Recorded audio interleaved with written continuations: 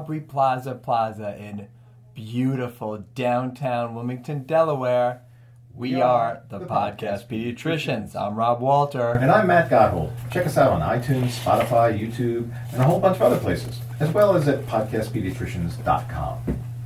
Okay, you did not have to wait 7 months this time. We're in a groove. That's a weird way to put it, Matt. Because I'm feeling groovy.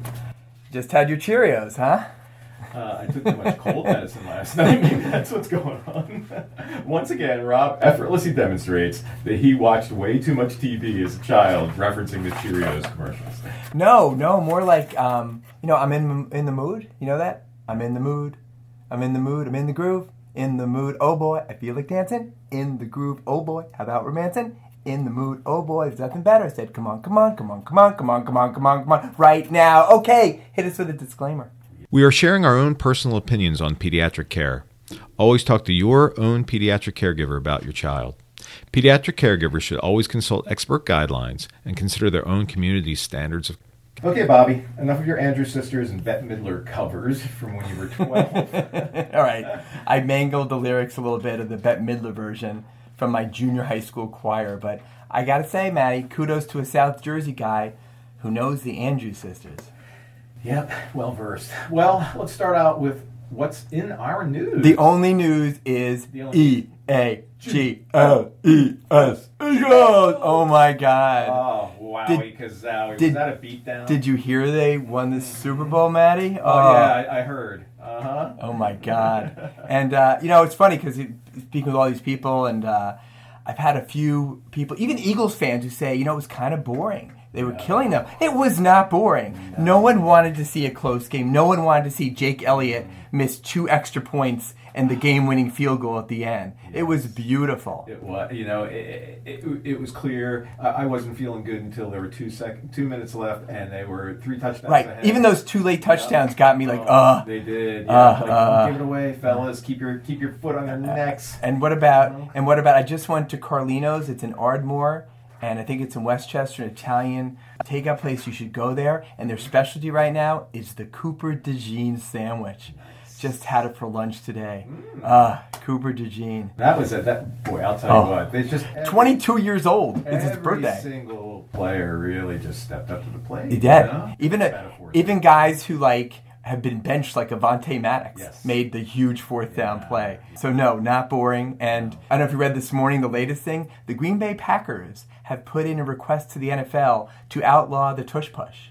I'm sorry, this denigrates them as one of the NFL's great teams that are going to be babies about something we can't do as well as we can. Right. Maybe the New York Jets should outlaw the forward pass because they're difficult with that too. I mean, if everyone could do it, they would do it. So there's maybe something. The Dallas Cowboys should outlaw having straight faces at the end of the playoffs. Oh my God. And lastly, you got to say the Philly spring training started this week, and I'm excited. The Dodgers are the Darth Vader of baseball now, but I'm excited.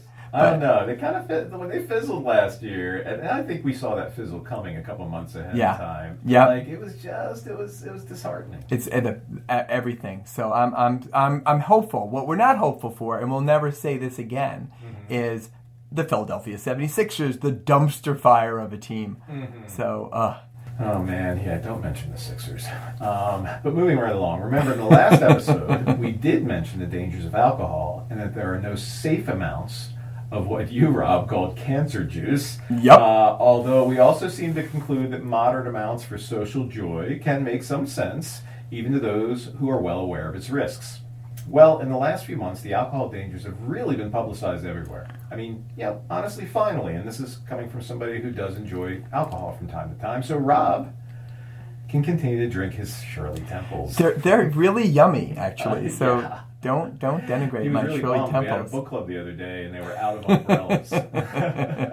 Researchers while you guys got cancer, yes. I watched you guys just slowly nice get IPA, cancer. I will say. Yes. But researchers recently announced a treatment for the common cold in children with scientific evidence behind it.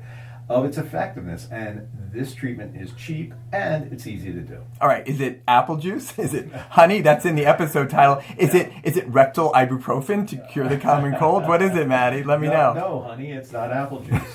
Why do you always have to reference something scatological, by the way, with the rectal ibuprofen? Let's not get people chugging sugary honey and apple juice for colds. But in a large study out of England, daily nasal saline, at least 3 drops, given 4 times a day, reduced cold symptoms in kids under 6 years old by an entire whole 2 days. Now that's a better bargain than, for instance, Tamiflu, that the best they can say is it will reduce flu by a day. Okay, So, apples and oranges. Apples and oranges. In fact, you brought it up. It was we're going to talk about this, but I was with someone who works at CHOP and basically got a patient on a weekend. First day of high fevers and aches, they went to a CHOP ER and they said, well, we're not going to check you for flu because we don't really treat kids anyway. I think it was like a 3-year-old. Right. And so they came back to me 2 days later. I did a rapid. By that time, a rapid, positive. It's too late to do the Tamiflu. The other 3 kids got the flu. The mother was really pissed. But that is their guidelines, is anything, if they're not really high risk and it's not in the first day, they often don't do it. And that's not what that article said in Pediatrics about, hey, pediatricians, use all the tools in your toolbox. And kids are high risk to get admitted in ER, so I disagree. You've made a believer out of me on some level. I will tell you that I have been prescribing some Tamiflu this year. I've also been, kind of balancing the risks and not. And I will tell you that my mom and my sister and my brother right now have the flu. And I called my mom's, PCP to please prescribe some Tamiflu for her. Oh, you're better than I just would have done it. I would have just called. Anything going on, so I wasn't sure about the dose, so I called him. That's true. I'm scared of my mom. She's 92. She's like, she calls me Bobby. Bobby, she calls something, and I'm like, okay, Mom, I'll do it for you. Oh, my goodness. So remember that saline is salt water, and salt is made up of sodium chloride. And the extra chloride in the saline spurs the cells that line the nose and the upper airway to produce hypochlorous acid. And the hypochlorous acid suppresses virus populations. So just by adding a little bit of chloride via the sodium chloride as a vehicle, it works beautifully well, apparently, to diminish the replication of the viruses. So this is so cool, so simple, and for young families, super cheap. We mentioned the use of nasal saline and humidity and drinking fluids about colds, but now I'm just really leaning in to pushing that nasal saline very early. Yeah. And speaking of colds, have you ever in your career, and we're getting old, so decades, saw so much pneumonia as we had this last fall? No. I mean, a huge surge of mycoplasma pneumonia, even in the little kids. We think of that as walking pneumonia in older teenagers and young adults, but a big cause of walking pneumonia. And this recent epidemic, we had a lot of triggered reversible bronchospasm. So these kids had crackles, and they had wheezing and coughing spasms. So we were given bronchodilators, sometimes inhaled steroids.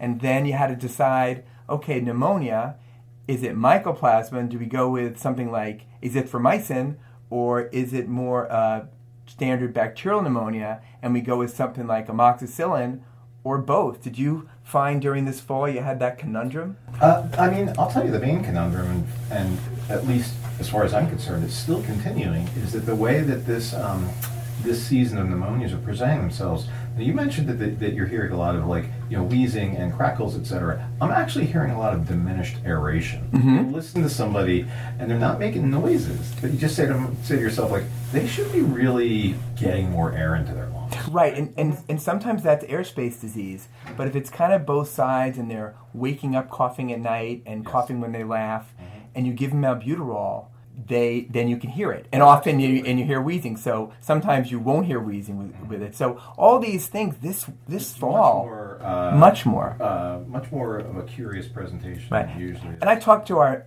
friendly ID people, and they said, "Boy, we really like you to pick a lane. Pick either amoxicillin if you're having high fevers and chills and such, and decrease air sound, or if you really think it's more of a mycopneumonia, pick." Something like azithromax. And I think we try to do that, but when we're not sure and the kid's really sick or other risk factors, and I think both of us will do that, and I know that ID does that in the hospital, we'll just do both. Right. Here's a course of amoxicillin, and here's your 5 days of azithromycin. Yes, yeah, I was on the verge of doing that actually last week, but I had the good fortune of being able to get a chest X-ray on a Friday afternoon, and because it wasn't, it was clear on the exam that there wasn't a major lobar pneumonia. I did, go the Zithromax route. Do you talk about baby-led weaning in your office? Well, actually, I have been talking about that for quite a few years as an alternative to the traditional recommendation of beginning cereals in infants at 4 to 5 months, followed by jarred fruits and vegetables. But it turns out this practice of baby-led weaning, which started around 2001 in England as an alternative to spoon feeding and purees, has some merit. This seems to be particularly good in a certain subset of infants that really do not do well with traditional spoon feeding. And the process of baby-led weaning involves giving the baby food in mostly its original form, but in small amounts, beginning at that 4 to 6 month range. So giving the infant small pieces of fruits and vegetables, even little pieces of meat that the babies can grab and smash and taste with their own approach, even at a time when most of these young babies don't have teeth yet. And there's some good examples of that if you look at YouTube videos. Now, the American Academy of Pediatrics has declined to support baby-led weaning. And I kind of get it. On the face of it, it would appear that this could put babies in a dangerous situation, with choking being the obvious concern. And honestly, the practice is not yet as evidence-driven as the AAP would like to see. Some members of that AAP committee on nutrition dismissed baby-led weaning as a social media-driven trend. But with further consideration, I don't think this is really fair. There was a nice article on this in the New York Times by Katie Baker. Yes, we like journalism on this topic. And I've had many families try this method. And again, they go online and check those videos. And so far, no one's had choked, and no one they know of has choked. And most people are very happy with the process. Some people combine that with pureed foods presented on spoons as well. And one advantage of this technique is that it does introduce foods early in a non-processed food form. And that could only be good, since our American diet is overwhelmingly made up of processed foods, more than the rest of the world.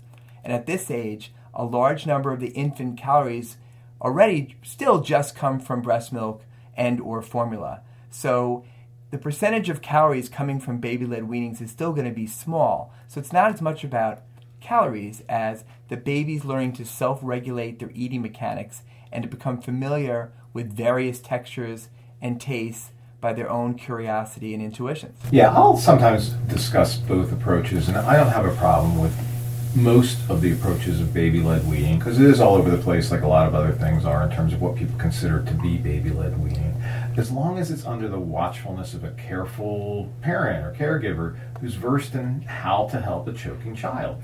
But I also believe that it's fine to spoon feed most babies. I really look forward to more research on this topic. I do not think this debate will be going away anytime soon, and I suspect that the option of baby-led weaning may well end up as a reasonable option being recommended by pediatric authorities even in future years. So another topic in child health is the movement to get cell phones out of the hands of students while they are in school. This has become a movement nationally, and recently one with more support here in the suburbs of Philly. The idea is to have the use of cell phones by students banned in middle schools and high schools during regular school hours. Rob, I think we both back this idea 110%. The tricky part is how do we institute it? Yeah, but we certainly support the idea of getting those cell phones away from so students. Many different reasons. But anyway, so many students have a story about needing to have their cell phones on them for any number of reasons. Perhaps they have a sick relative, or their parents may need to make a last-minute change in their after-school plans. Or maybe even in rare cases, the student themselves has diabetes and they're tracking their blood sugars on their phone. And to be clear, a lot of this, my kids' needs, is not coming from the kids, it's coming from their parents. Yes. They have to have a phone on them. Yes. So some Philadelphia and Delaware area high schools have cell phone hotels, which are cell phone storage areas inside the classroom. They hang on the wall, and which have individual pouches where each student can put their cell phone before class starts and where they can pick it back up at the end of class. In this same vein, legislation was recently passed in Pennsylvania which will provide $100 million of funding, providing each school district with an automatic base grant of $100,000 and each technical charter school and cyber charter with an automatic base grant of $70,000. Much of the philosophy behind these measures goes beyond the sheer disruption of the cell phones and to the mental health crisis engulfing much of today's youth, which has risen in what many believe is in direct proportion to the rise in cell phone use and the use of social media apps. Goals, as they were pretty nicely elucidated by Pennsylvania State Senator who proposed it, are meant to directly address the mental, emotional, and academic efforts that time spent on social media has on students. For each student to be given a magnetic pouch, as this is how it works, for their cell phone that's locked at the beginning of the school day and which can only be unlocked at the end of the school day. What do you think, Robbie? Oh, as I said, I'm all for getting the cell phones away from the kids at school and home too, if possible. Have you ever been to a show or an event where this was done? Yeah, the only thing that right away I think of is comedy clubs. Mm-hmm. I think I've gone a little bit more than you to them, but good comedy club. They don't want anybody posting routines and such, so they take it right away. They actually physically will take it from you, and then they'll give it back. Yeah. And this kind of approach is appealing to me. Can't we just have 6 hours a day of learning without distractions of cell phones? And it liberates teachers from having to confiscate a phone if it's being used in class. That thing about the cell phone hotel, I've heard one kid in my practice that I mentioned to him, he goes, oh yeah, I just have like a dummy phone and I give it to them. So a dead phone that you put in the pouch. So, Yes. kids can get around anything. And I guess they could still get around if they put it in a pouch. And if the same rules apply to the entire student body, this policy can remove some of the real-time immediate social media bullying that frequently occurs between class and in the lunchroom. And it seems that lunchrooms in middle school and high schools, and even dining halls in colleges, now with cell phones, have become morgue-like. They're silent because everyone is just staring at their phone.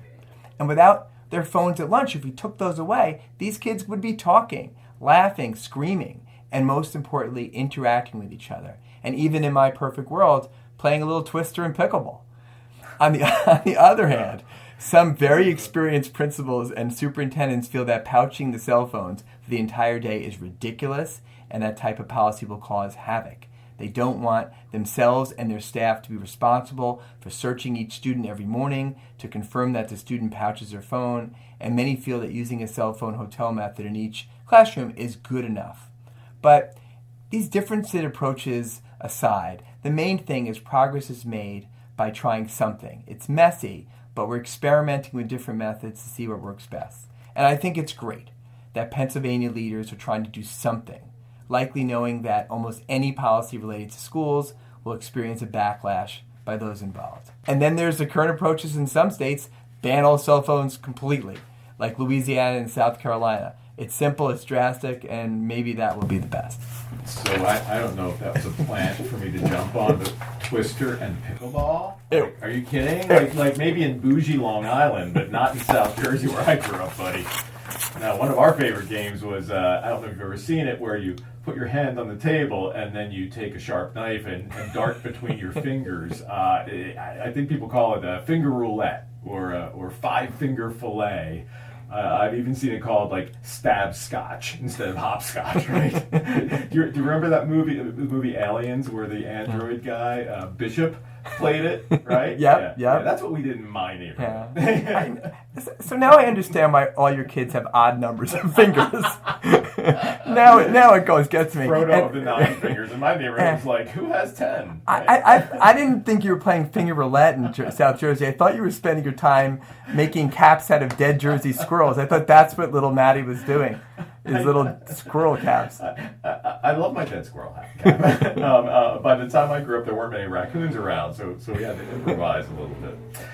Anyway, so back to cell phones. A good number of folks who studied the effect of cell phone usage on kids believe that instead of middle schoolers getting cell phones, their parents should think about starting them with a simpler type of tech, like an Apple Watch or a Gizmo Watch, which I don't really know what that is, but something similar. Apparently, both these devices have limited texting, and they still have phone call capabilities and tracking, but they don't have capabilities for routine apps. Exactly. And then move them up to maybe something along the lines of a flip phone, and then eventually a cell phone. By the way, neither one of us had any problem at all with TikTok being blocked. Nope. Both for reasons of national security and for overall health. Another place where folks tend to just get sucked into. Yeah, people have paid millions in dollars, brilliant people, to sit around saying, how do we keep a 12-year-old on their phone every day? And they're good at it. Exactly. Yep. Yeah. And lastly, I think we'd be remiss if we didn't at least mention that we hope and pray that the change in political leadership will not negatively impact children's health care. Although based on changes in our commitment to funding international health care for children and to basic pediatric research, it seems like it already has. We are by far the world leader in medical research, and that may end. Yeah, Maddie, the times are changing. And it's very scary as we start the beginning of 2025 that only 93% of kindergartners in the U.S. completed their measles vaccines of 2 shots, down from 95% in prior years. That's a big change when you talk about the risk of epidemics. And the rates of vaccinations against whooping cough and polio are also down. And exemptions from getting vaccinations have been on the rise. And it looks like a lot more states are going to roll back immunization requirements now. And as many citizens condemn policies that didn't prove effective about warning signs of these horrific wildfires in California and why weren't we paying attention, we pediatricians would ask right this moment as a country and society, why are we ignoring the looming infectious disease epidemics, which you are unleashing as a consequence of lowering vaccination rates in our children? And up to this point, these vaccines have proven very effective sources of herd immunity in all of us. We need to wake up. We need to wake up, Maddie. And here comes the bird flu. And just today, the first death in Texas of a school-age kid from measles. It won't be the last. No, an unvaccinated school-age child today in Texas. Yep.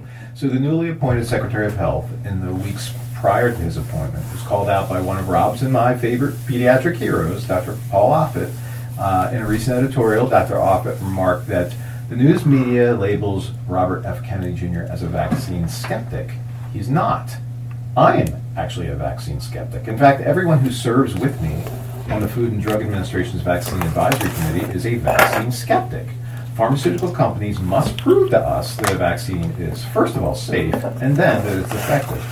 Then and only then will we recommend that it be authorized or licensed for use by Americans. Mr. Kennedy, on the other hand, is a vaccine cynic, failing to accept studies that refute his beliefs. He claims that the measles, mumps, rubella vaccine causes autism, despite more than a dozen studies performed in 7 countries on 3 continents involving thousands of children, showing that it doesn't. So that was Dr. Offit. Anyway, so RFK Jr.'s opinions on vaccines are frankly just a sheer and blatant denial of basic science. Science is science because you can reproduce it over and over and over and over again. And it's chilling to those of us in healthcare that this is the situation we're in. And it's galling to hear him also say over and over again, well, I'm not against vaccines because I got my own kids vaccinated. Whereas for years and years and years, he's publicly stated that the biggest shame he had as a parent is that he let his kids get vaccinated. Yeah. So you can't have it both ways. You can't have it both ways. But then, as much as we'd like to dismiss all of the opinions of a person who's so clearly and demonstrably wrong on the issue of vaccines, we do, at least in general theory, admire his desire to eliminate much of the highly processed food in our American diet, especially in the context of the effect that this type of food has on children's health. Of developed countries, the U.S. is worst in the world at recognizing and regulating the god-awful effects of ultra-processed foods, which are linked to all sorts of health issues in our society and globally. Now, by the way, Bobby, I am in the midst of listening to a book called Ultra-Processed People, written by a British physician, and he backs up all of his claims with hard, cold science on really kind of like the simmering and occult evils of ultra-processed food. Fascinating. Absolutely fascinating. So I know people say this all the time, but just look at the labels in your own house. I looked at this all-natural whole wheat bread that I had, and I looked at the label like, oh my God, this is not all natural. It's completely processed. No. And we're fine. Of course, as everybody will say, but that stuff that is supposed to be good for you is expensive. This is true, but then again, and I forget the exact stats, but in a lot of countries, people spend 20% of their income on food. In America, we spend 5 to 6% of our income on food. Wow. Right? Wow. And so maybe something's misplaced in our heads. I don't know. But anyway, but how about those eggs, eh? I'd like me some eggs, but not right now, I'll tell you that. All right, so let's dive into the contents of several of the talks that Rob was fortunate enough to hear by Dr. Brian Alverson, who is the new-ish pediatric residency director at our local children's hospital, after the break.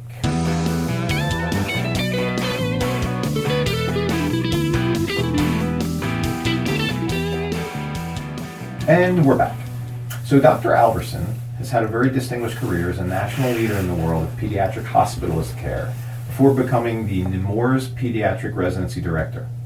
Of course, the bar for this position was clearly much lower in the early 90s. My buddy Rob over here was my pediatric residency director at the same children's hospital. No argument there.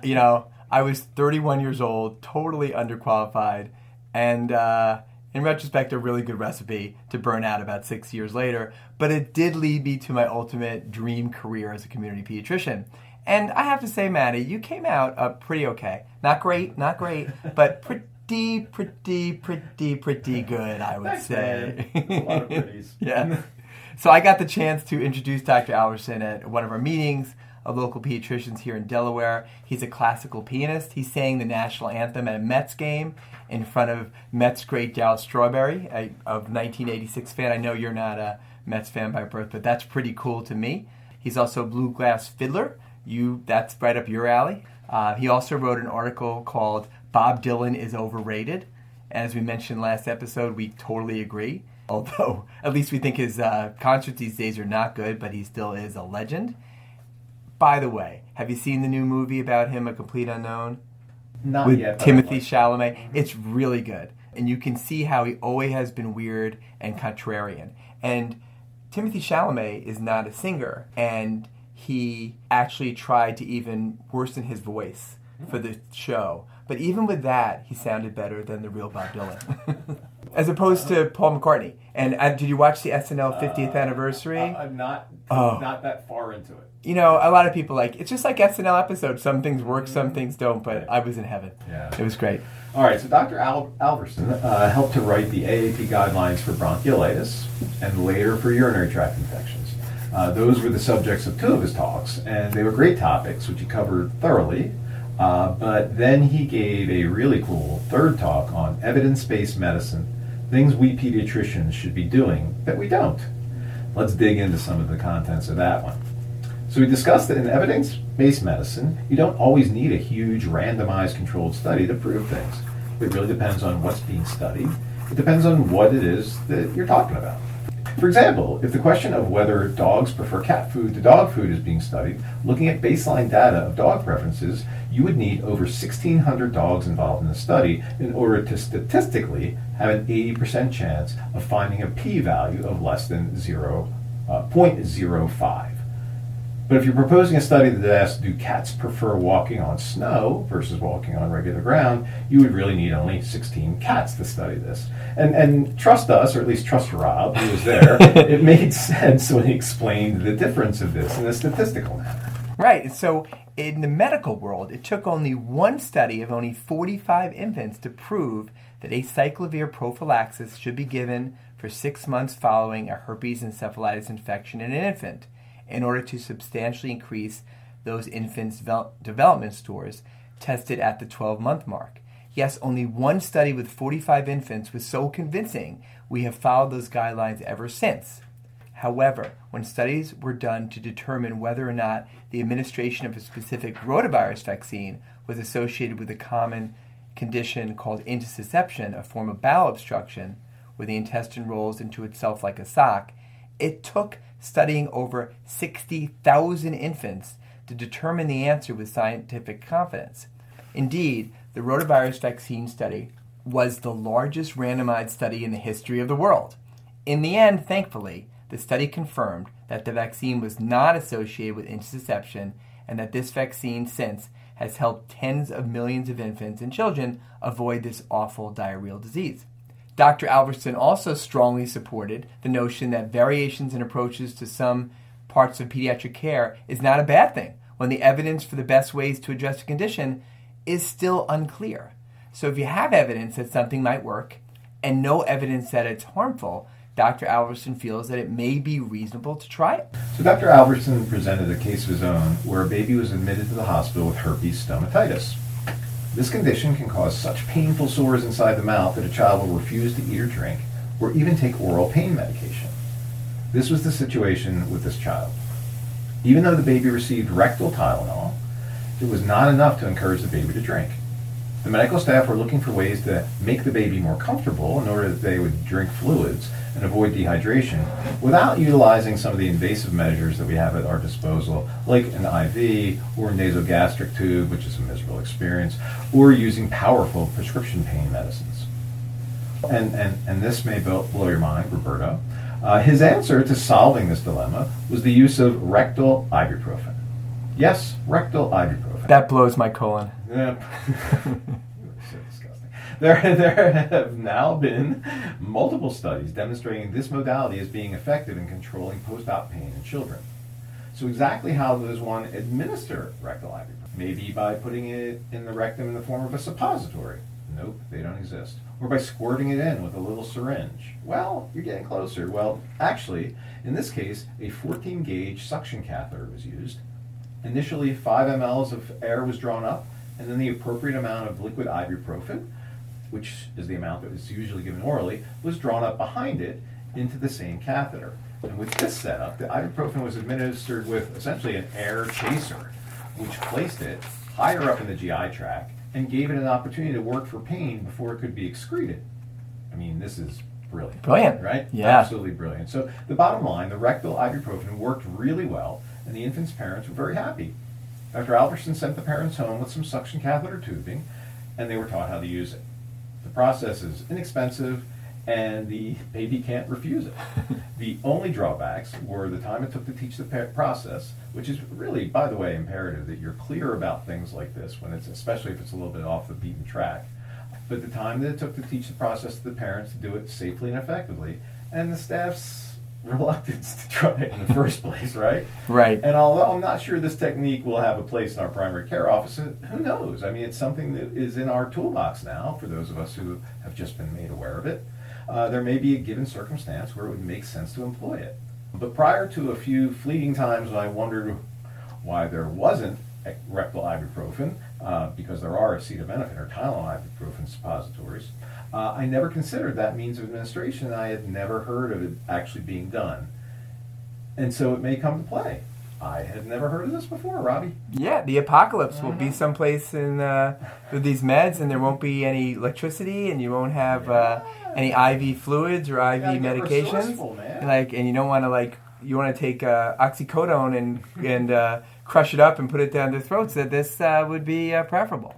And I had never heard about it either. So, okay, let's say you have a similar case of a child with herpes stomatitis, and despite using this method, the infant or child will still not drink enough to maintain hydration due to a very painful mouth. Or for that matter, any instance where a child has painful mouth lesions, like aphthous ulcers or canker sores. What else can we try? So this always reminds me, and I think you also will use things like the old magic mouthwash that we prescribed a lot for sores in the mouth back in the day. It had equal amounts of liquid Benadryl, diphenhydramine. Maalox was a suspension of aluminum hydroxide and calcium hydroxide, and 2% viscous lidocaine. This mix generally needs to be compounded by a pharmacist, so it can be a real challenge these days to get that to happen and to get insurance to cover it. This is another problem because so many independent pharmacies who were the ones who would do this type of thing are closing because of a new breed of medical bureaucratic middle managers called pharmacy benefit managers that chronically underpay independent pharmacists for their invaluable services. This system is killing independent pharmacies, but I do digress. And on a side note, who often helps to maintain this system of employing pharmacy benefits managers? Well, the huge big pharmacy chains do, as well as our old friends, the health insurance companies. So even when we'd like to use an option like magic mouthwash, it can be difficult to obtain. Not to mention the fact that it also is nearly impossible to find a pharmacy open later in the evening anymore, or for that matter on weekends, both of which are times when a child's intense pain usually tends to escalate. Yeah, with that, the rise of the mail-order pharmacies, which have their place, and maybe they'll be sending drones out at 3 in the morning with medications, but it's not happening now. Do you still do magic mouthwash? When I do it, I will stick with just the Benadryl and the Maalox components to it. Gotcha. So it still has an effect in terms of diminishing the acidity of the mouth, gives a little protection with the stickiness of that. Really, honestly, just because I know that trying to get the magic mouthwash we used to prescribe is going to require about 6 back and forths with the pharmacy with my staff. So here's something that might be a solution. Another paper that Dr. Albertson presented from the American Journal of Otolaryngology from 2018, a prospective double-blinded placebo-controlled trial of 100 infants with proven herpes stomatitis who were randomized to either honey or placebo, 5 ml in a teaspoon every 4 hours while awake during their course of hospitalization. I just say right away, I think this was being kids over 12 months of age, because you don't give honey under 12 months of age. No. What this study ended up demonstrating was that the honey worked to effectively address the mouth pain of these children. Dr. Alverson mentioned that honey in this matter also works well for ulcers of the mouth from Coxsackie virus, from hand, foot, and mouth disease. In a practical application, the next week after I heard that talk, I had an older child who had significant developmental delays with huge cankersoids inside his mouth, and he's kept picking at it, and it was pretty horrible. And I was concerned about magic mouthwash and certainly not giving him viscous lidocaine, and said to the parents, let's just try honey. And it was great because the next day the mom was like, wow, that worked. I have been leaning on that a lot. I will have to start instituting that then, Robbo. Speaking of honey, Dr. Albertson went on to talk about the use of honey for cough suppression. So a Cochrane report included that honey actually relieves cough better than either placebo or than Benadryl, and probably to a similar extent that dextromethorphan does. In the midst of this, Dr. Albertson implored us not to use, or to suggest to parents that they use, dextromethorphan in children in general. I don't ever use this, Rob. I mean, do you? In younger kids? I've thought about it. I don't, but I probably, since this talk, I kind of go out of my way to say, stay away from the stuff that says DM. Yeah. And so in addition to its potentially dangerous side effect in children, it appears that dextromethorphan has also become a drug of abuse, and even a gateway drug. A drug that, when it's abused, is linked to a person moving on to more powerful and dangerous drugs. So, the pharmacists now have to keep the decongestants behind the counter, and this seems to be kind of another easily accessible means by which people can change their senses around sensorium, or get high. So, one study showed that dextromethorphan was being used by over 2% of 12th graders, nearly 4% of 10th graders, and over 3% of 8th graders. 8th graders, wow. As a means to get high. Yeah, so when a cough and cold medicine, as Rob said, has the letters DM on the label, it means that dextromethorphan is an active ingredient. So if routine honey works just as well or better than dextromethorphan, then why shouldn't we make that the first-line choice for cough? I've read that some say that raw honey is better than filtered honey when it comes to its effectiveness for cough. Honey has no side effects except for the sugar load, right, and the risk for cavities, so, brush afterwards. And honey has no risk for overdose. It also tastes pretty darn good to most people. Yes, it is. And Maddie, you mentioned Benadryl, also known as diphenhydramine, as being in a list of things that people will use for cough suppression. And we've mentioned in the past in this podcast that Benadryl is not particularly good or safe as a medicine. And in terms of use as an allergy medicine, its onset of action is slower than the easily available alternative agents, the newer generations of antihistamines like Claritin, Loratadine, Zyrtec, cetirizine, Allegra, fexofenadine. In addition, Benadryl diphenhydramine dosing does not last nearly as long as these and has much more potential for side effects, particularly sedation and psychomotor skill slowing. And we previously mentioned a study that found Benadryl-related car accidents are as common as alcohol-related car accidents and even cannabis-related accidents. And laws forbid truckers from driving for 96 hours after they've given a dose of Benadryl. And it doesn't help with the cough anyway. But despite knowing all of this about Benadryl, it still floors me that food allergy action plans that are submitted to us to be signed, generated by allergists and primary care providers, usually ask you for what dose of Benadryl you want if they have an allergic reaction. And we need to plug in another antihistamine like cetirizine or Zyrtec in that instead. In fact, This is now part of the current accepted guidelines for treating food allergy-related reactions and for hives, even in the youngest children. And I know this from information sent to us by Delaware's own great pediatric allergist, Dr. Michelle Squadrito. So to continue with this topic, cetirizine, which is also known as Zyrtec, is used in a dose of anywhere between 1.25 mLs to 2.5 mLs per day for children who are under the age of 2. And whether it's the 1.25 up to the 2.5 really depends on the severity of their symptoms. But easily for us, once a child is 2 years old, a dose of 2.5 mLs is recommended, with the dose then being changed by the age to 1 ml per year of age. So what that means is beginning at 3 years old, a 3-year-old dose is 3 mLs a day. For a 4-year-old, 4 mLs a day, et cetera, until the age of about 7 or 8, at which point a child can be given the adult dose, which is 10 milligrams per day. By the way, liquid cetirizine is a uniform strength of 1 milligram per ml, and so it's pretty easy to figure out. So as for a child with urticaria, which is kind of a fancy name for hives, doses up to 4 times the standard dose can be given. So 4 times what I just said, and the dose for a day can be split to be administered as twice a day dosing. So for example, in a 5-year-old with persistent hives, you could start with a dose of 5 mLs a day, but you can go up as high as 10 mLs twice a day. In a 16-year-old with persistent hives, the dose can go from 10 milligrams a day up to 20 milligrams twice a day. And remember I said mLs and milligrams, and that's because the older kids generally take the pills. Blows my mind that, 20 twice a day. It is mind-boggling. I can remember when somebody would come from their allergist and say, she said to give me this much, and you thought to yourself, like, oh my gosh, is she going off a rocker? No, they just know some things that we don't. Exactly. Right? All right, the rule of thumb is actually true for other second-generation antihistamines also. So like for loratadine, which is generic Claritin, and fexofenadine, which is generic Allegra. Of these, fexofenadine or Allegra has the least CNS penetration.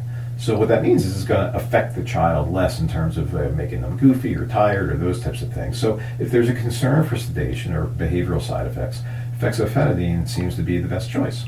And I've already had good success with this approach for significant hives.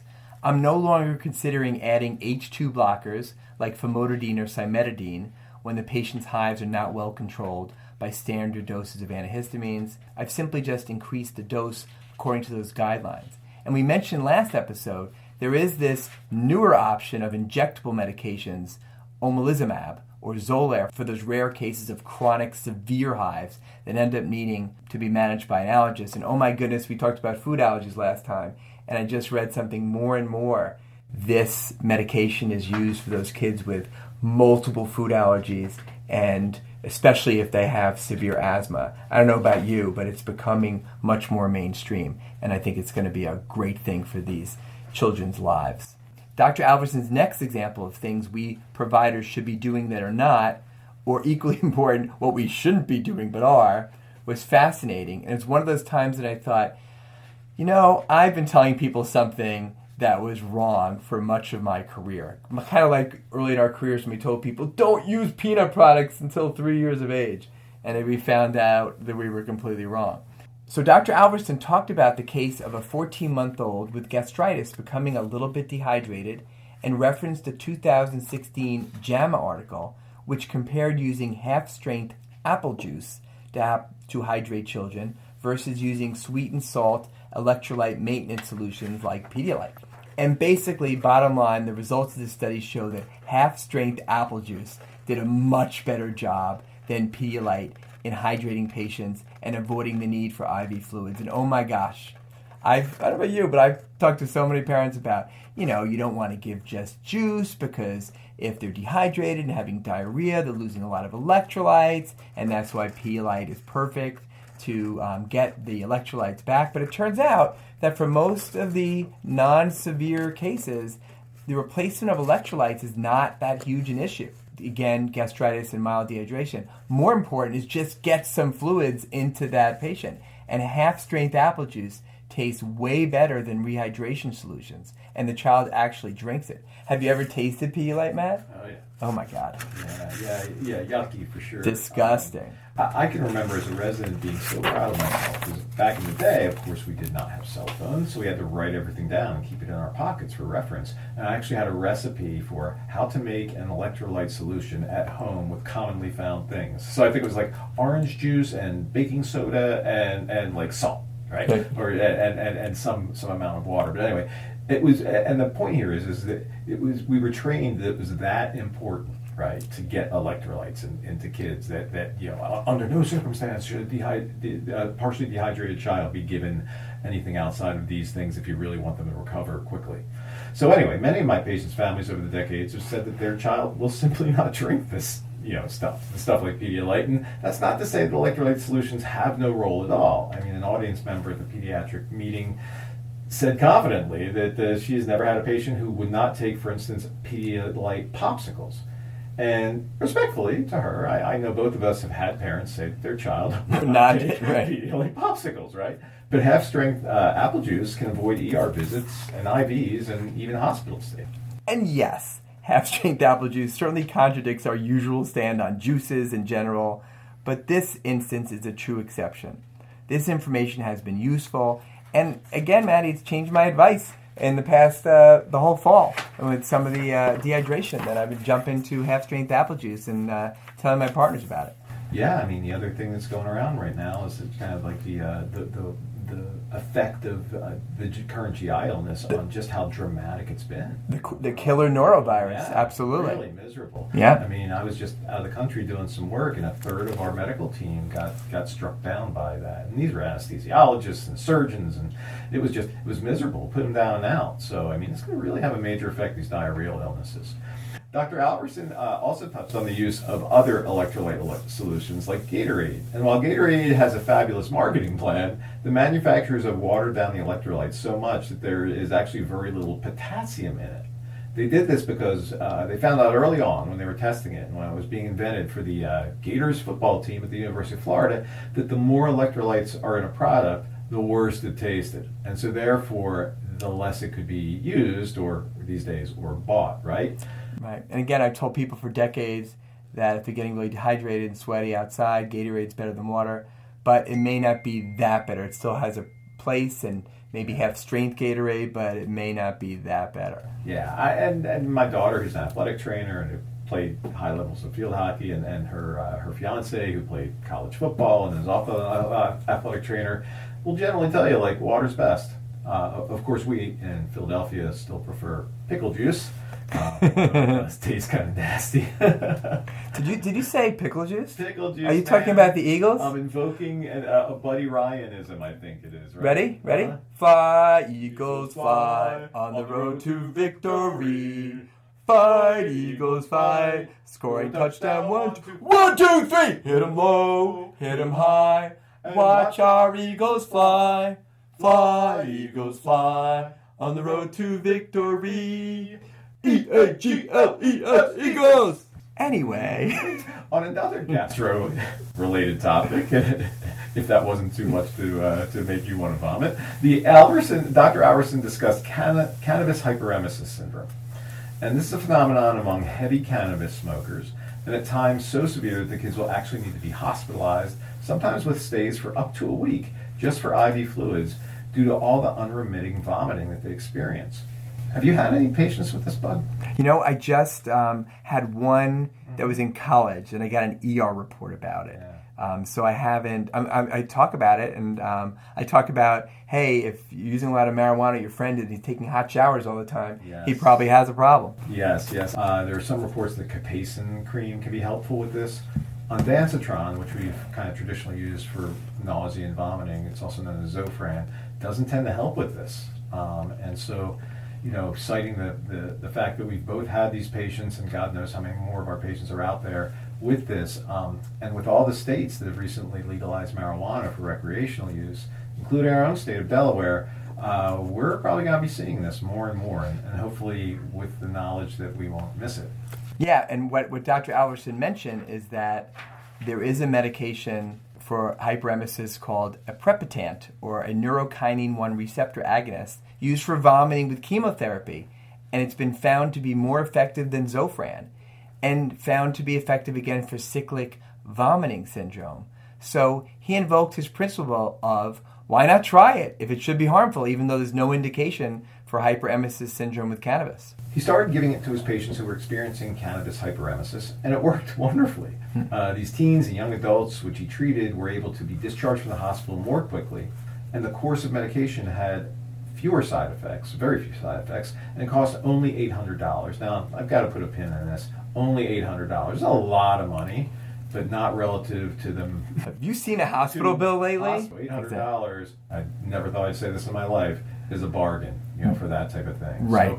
So the things that we discussed today make it abundantly clear that there's plenty of room for sharp and insightful clinicians like Dr. Alberson and others to use their experience and their knowledge to evaluate where they are with the case, evaluate the data, safely try something novel, and the treatments that you can maybe have to use your imagination on a little bit and be creative when there's no indication available that what you're thinking about would harm the patient. Right.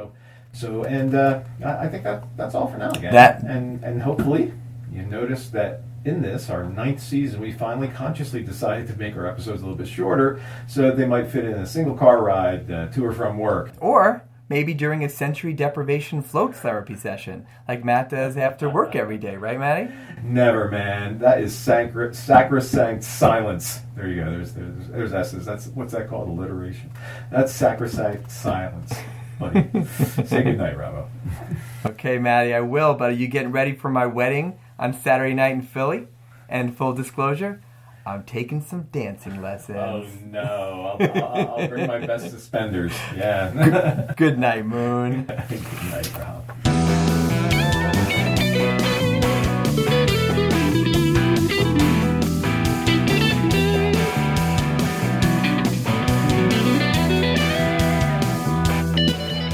Podcast Pediatricians Productions. All rights reserved.